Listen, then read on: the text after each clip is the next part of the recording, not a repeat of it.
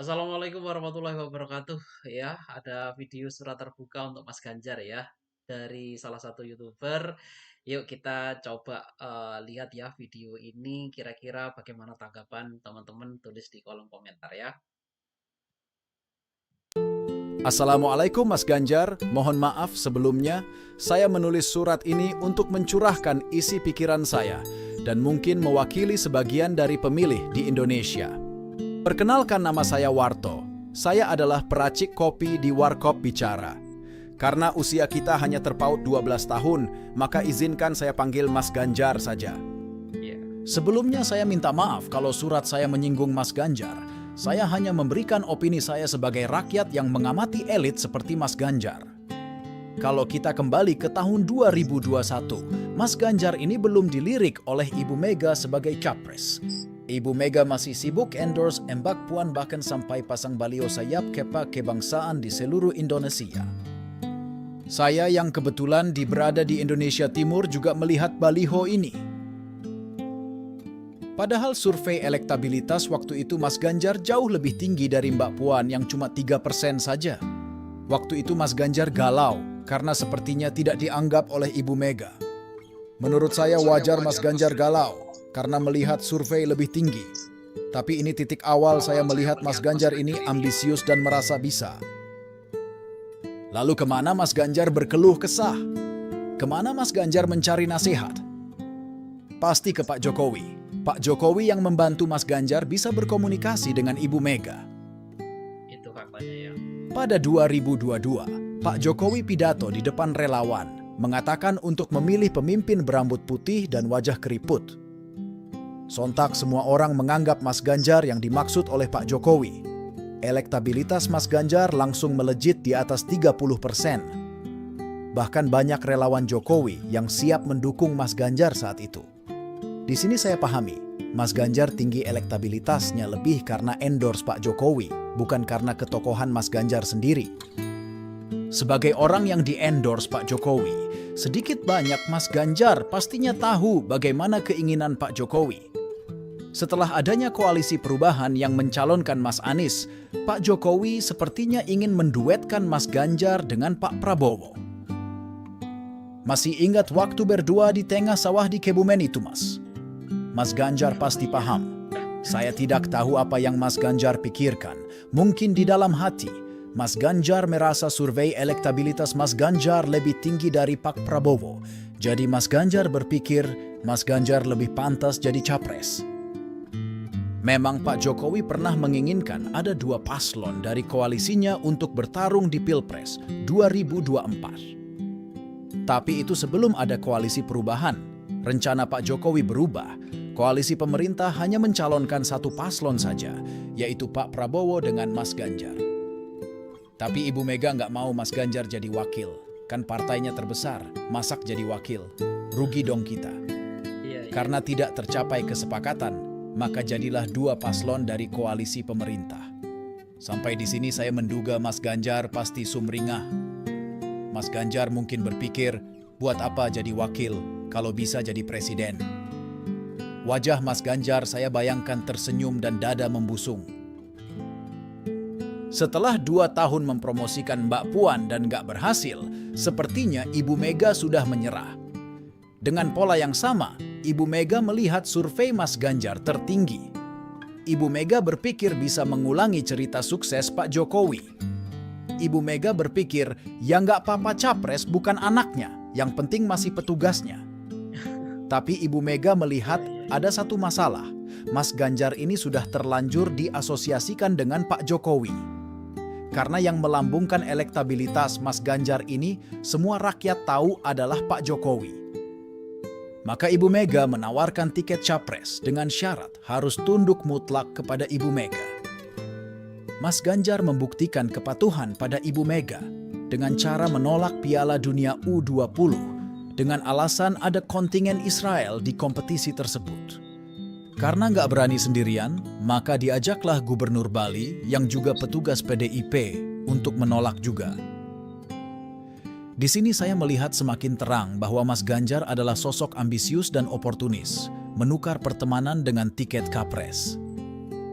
Setelah tiket dari Ibu Mega di tangan, Mas Ganjar langsung blusukan sana-sini, mengulangi gaya Pak Jokowi. Saat blusukan ke pasar Jakarta, Mas Ganjar langsung telepon penjabat Gubernur Jakarta dan sekdanya untuk menyampaikan kondisi pasar di Jakarta yang harus diperbaiki. Kami rakyat kecil menilai yang dilakukan Mas Ganjar ini berlebihan. Sekali Mas Ganjar menunjukkan kekurangan orang lain, maka semua kekurangan diri kita sendiri akan dikuliti habis.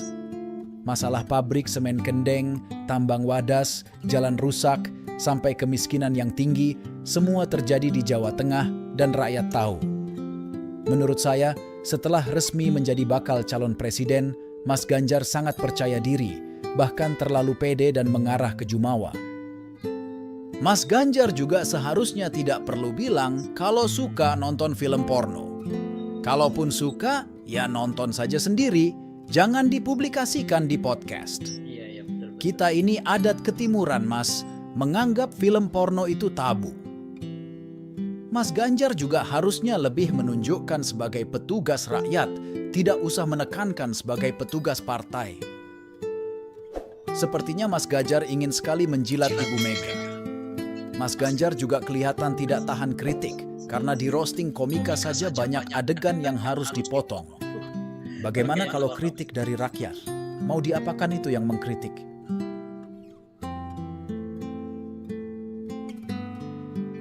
Dan yang paling dungu menurut saya, maaf kata-kata saya kasar, adalah menyebut lulusan terbaik kampus tidak seharusnya menjadi pembawa acara ataupun jurnalis.